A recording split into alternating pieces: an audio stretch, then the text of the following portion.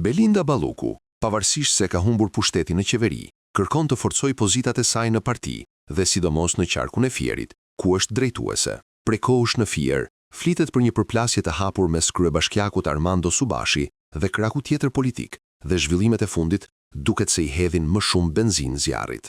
Nënkryetaria e Këshillit Bashkiak, Fatbardha Merkaj, e njohur si një nga njerëzit e afërt të Belinda Ballukut, ka kërkuar mbledhjen e Këshillit ditën e njëjtë. Në rendin e ditës është përfshirë edhe një pikë fortë, votimi për shkarkimin e kryetares së Këshillit Bashkiak, Antonieta Çunaj.